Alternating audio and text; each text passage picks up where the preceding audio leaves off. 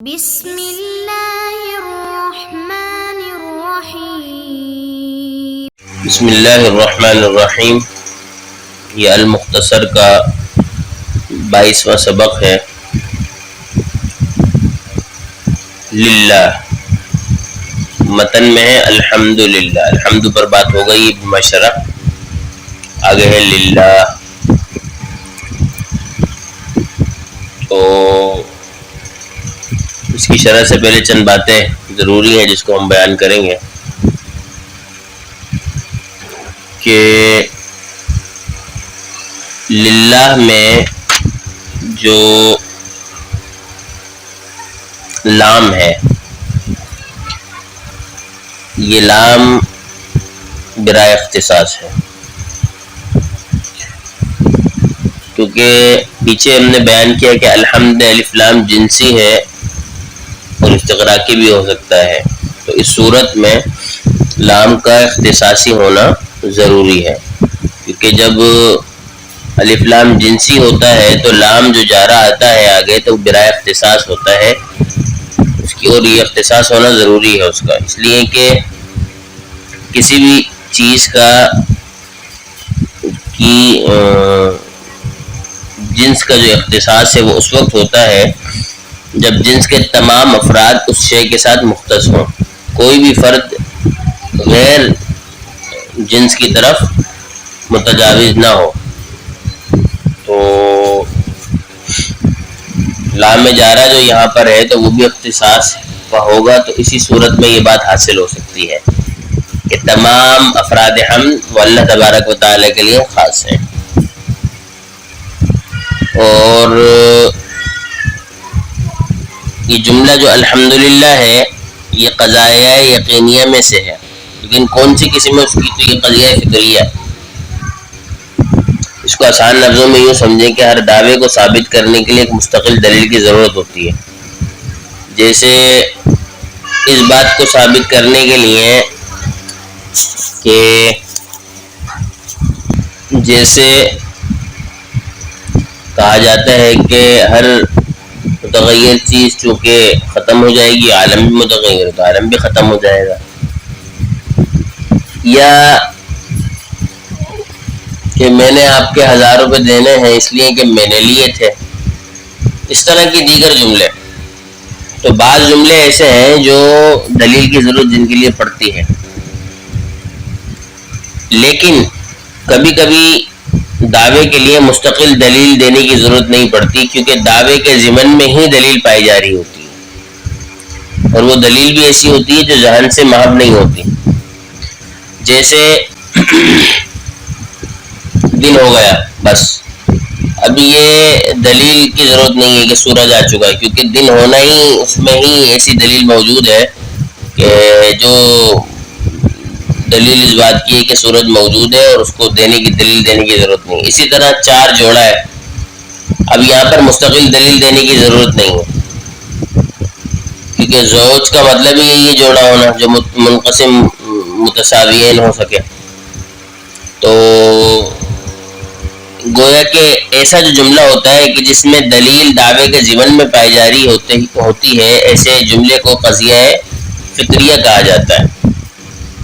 تو الحمدللہ کا جو جملہ ہے کہ تمام تعریفیں اس ذات کے لیے ہیں، آگے اس کی تفسیر آ رہی ہے کون سی ذات، تو یہ جو جملہ ہے یہ دعویٰ ہے، لیکن دعویٰ ایسا دعویٰ ہے کہ اس کی دلیل کی ضرورت نہیں ہے، بلکہ اسی دعوے کے ضمن میں اس دعوے کی دلیل بھی پائی جا رہی ہے، اور وہ دلیل اس طرح ہے کہ تمام تعریفوں کی حقدار وہی ذات ہوگی جو تمام صفات کمالیہ کی جامع ہوگی، وہ آگے بات آ رہی ہے۔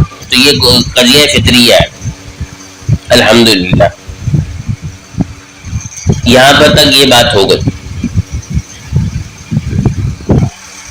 تفتزانی رحمہ اللہ نے اس کے بعد فرمایا ہوا اسم لذات الواجب الوجود المستحق لجمیع المحامد،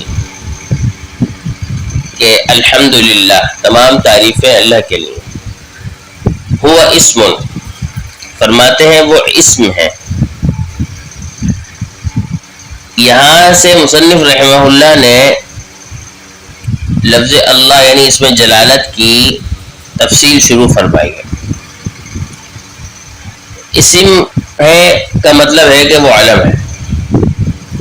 یاد رکھیں کہ جس طرح ذات باری تعالی کی پہچان میں لوگوں کی عقل حیران ہے، نہ صرف حیران بلکہ ششدر ہیں،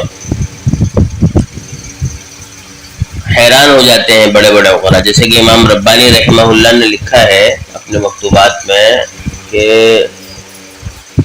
اشراح کی آخری جو منزل ہے وہ حیرانی ہے، تحیر ہے، کہ جب بندہ تمام احکامات الہیہ پر عمل پیرا ہو کے آگے بڑھتا ہے تو آخر میں حیرانی کے سوا کچھ نہیں.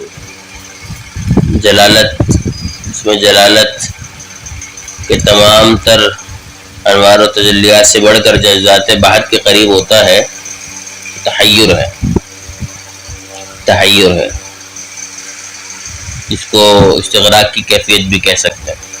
جس طرح ذات باری تعالیٰ کے بارے میں عقل حیران ہے، اسی طرح اس میں جلالت کے بارے میں بھی حیران ہے. یعنی وہ لفظ جو اس ذات پر دلالت کرتا ہے اس میں بھی متحیر اور مضطرب ہے. اور لفظ اللہ کے بارے میں یہ اختلاف ہے کہ یہ علم ہے یا غیر علم ہے، جامد ہے یا مشتق ہے، کلی ہے یا جزئی ہے. تو مصنف رحمہ اللہ نے یہاں سے ہوا اسم فرمایا، ہوا اسم، وہ اسم ہے. یہاں سے مصنف رحمہ اللہ نے ان اختلاف کو ختم کر دیا ہے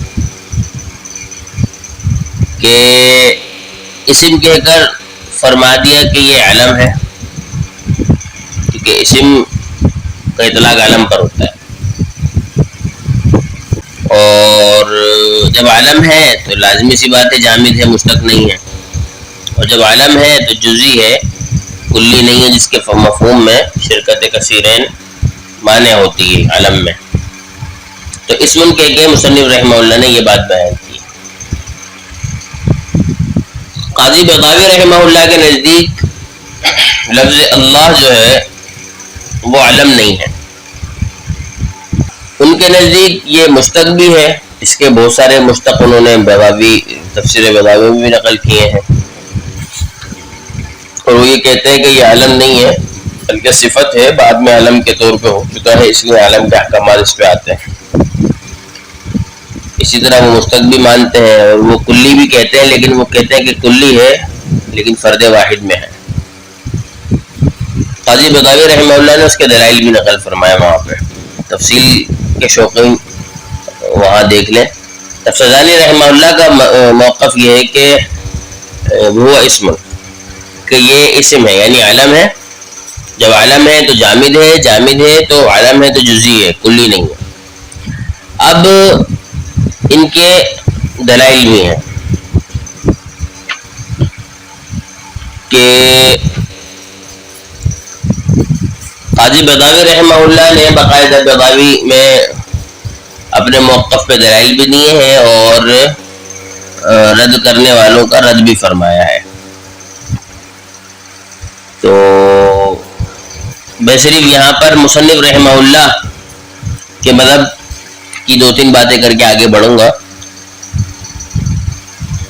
کہ مصنف رحمہ اللہ یعنی قاضی بغاوی یہ حضرت سعد الدین تفتزانی رحمہ اللہ کے نزدیک ہوا اسم، یہ علم ہے،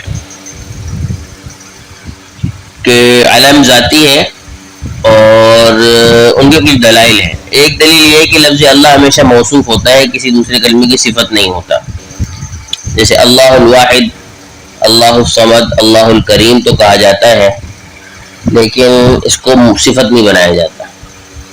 قرآن مجید فرقان حمید میں بھی یہ موصوف ہی بنایا گیا ہے.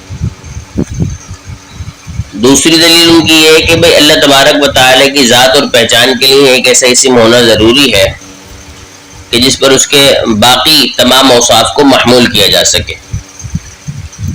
اور اس مقصد کے حصول کے لیے لفظ اللہ کے علاوہ عرب میں یا اور کوئی زبان میں کوئی لفظ نہیں ہے، اور اسی لیے لفظ اللہ علم ہے، ذاتی ہے، جامد ہے، مشتق نہیں ہے، جزئی ہے.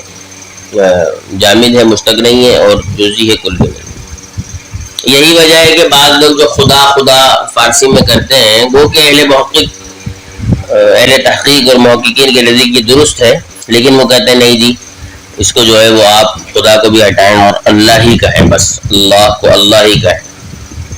اس لیے کہ خدا کے مقابلے میں یعنی کہ اسی طرح ایک نا خدا کا لفظ بھی استعمال ہوتا ہے اور خدا کی اور بھی معنی ہے، اس لیے وہ کہتے ہیں جی اللہ ہی استعمال کیا جائے. اس لیے کہ اللہ کا لفظ ہی ہے جو تمام اوصاف ذات باری تعالیٰ کے اس پر محمول ہو سکتے ہیں، اس کے علاوہ کوئی نہیں ہے. تو دو دلیلیں ہو گئی.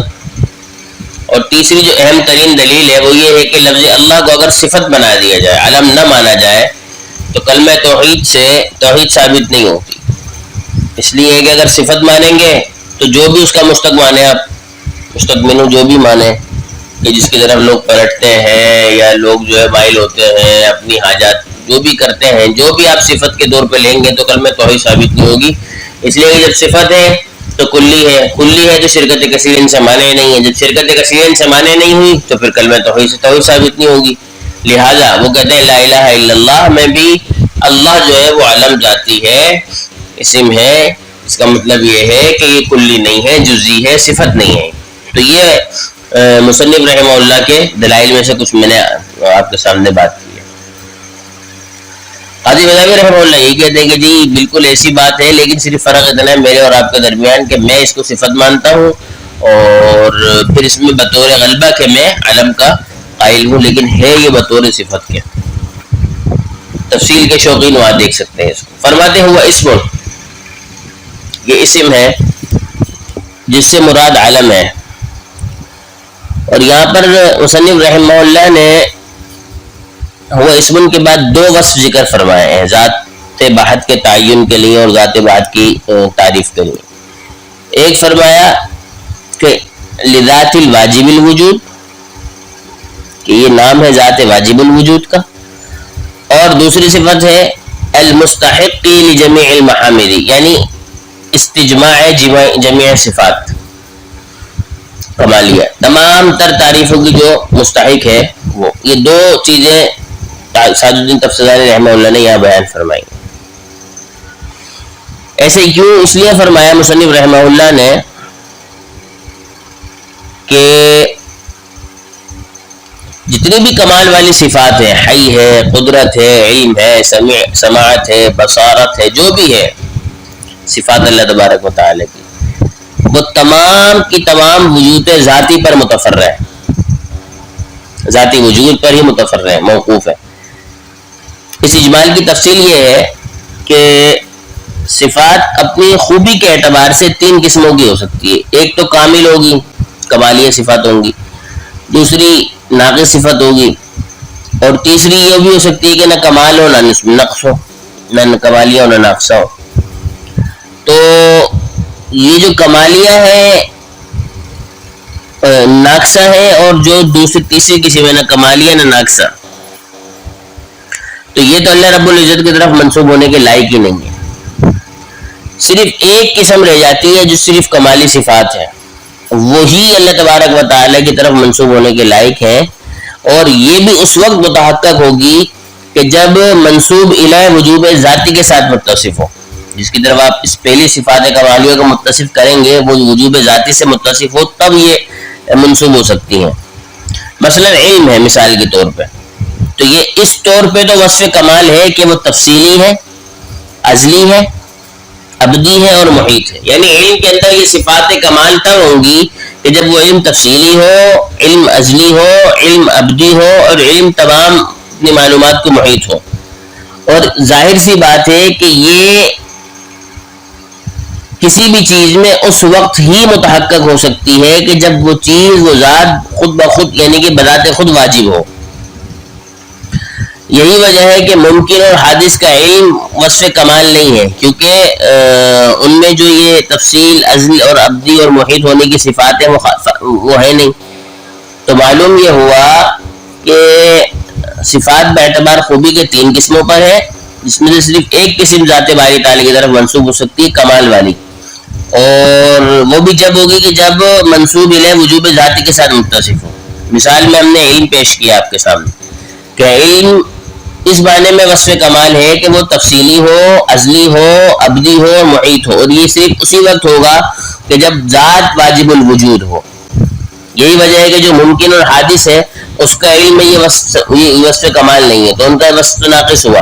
لہذا یہ علم یا اس طرح کی دیگر جتنی بھی صفات ہیں وہ اسی وقت کمال کے ساتھ متحقق ہوں گی کہ جب وہ ذات واجب الوجود ہو. تو معلوم کیا ہوا؟ معلوم یہ ہوا کہ تمام تر صفات کمالیہ کا جو وجود ہے وہ وجوب ذاتی پر متفرع ہے. تو اسی لیے جو ہے وہ مصنف رحمہ اللہ نے یہاں پر فرمایا وہ اسم لذات الواجب الوجودی. اور واجب الوجود کا مطلب یہ ہے کہ وہ ذات جس کا وجود واجب ہے، یعنی اس کا وجود دیگر وجود کے لیے لازم ہے. اس کے مقابلے میں امکانی وجود آتے ہیں، یعنی جن کا ممکن الوجود ہونا، ٹھیک ہے، ہو نہ ہو. لیکن واجب الوجود کا مطلب یہ ہے کہ وہ ذات ایسی ہے جس کا وجود واجب ہے. اگر وہ ذات نہ ہو تو تمام تر موجودات اور تمام تر وجود ختم ہو جائے. تو واجب الوجود کا مطلب یہی ہے کہ وہ ایسی ذات جس کا وجود واجب ہے، جس کا ہونا ضروری ہے، تمام تر چیزوں کے لیے اس کا وجود ہونا ضروری ہے. اگر وہ نہ ہو تو کچھ نہ ہو، ایسی ذات کو واجب الوجود کہا جاتا ہے. اور یہی وجہ ہے کہ علماء نقشبند میں جو وحدت الشہود اور وحدت الوجود والا معاملہ ہے وہ اسی قبیل سے آیا ہے. بہرحال اس کے اپنے دلائل ہیں. اور وللناس فیما یعشقون مذاہب کے اندر ہمارا بھی ایک رجحان ہے، لیکن بہرحال یہاں پر بات نہیں ہے، لیکن میں نے صرف اشارتاً بات کر دی ہے. تفصیل کے متلاشی وہاں دیکھ سکتے ہیں، امام ربانی کو پڑھ سکتے ہیں، شیخ اکبر کو پڑھ سکتے ہیں، مہر علی شاہ صاحب رحمہ اللہ کو پڑھ سکتے ہیں، مولانا شریف علی تھانی صاحب کو پڑھ سکتے ہیں. تو بہرحال تو یہاں سے مصنف رحمہ اللہ نے پہلی تو یہ بات فرمائی ہے کہ یہ عالم ہے، مشتق نہیں ہے، جامد ہے، کلی نہیں ہے، جزئی ہے، تاکہ کلمہ توحید جو ہے وہ اسے توحید ثابت ہو. اور لذات الواجب الوجود پہلی انہوں نے یہ بیان کری کہ واجب الوجود ذات کا اسم ہے. اس کی بقیہ تفصیل جو ہے وہ آگے ہم اگلے سبق میں بیان کریں گے. اور توفیق اللہ باللہ.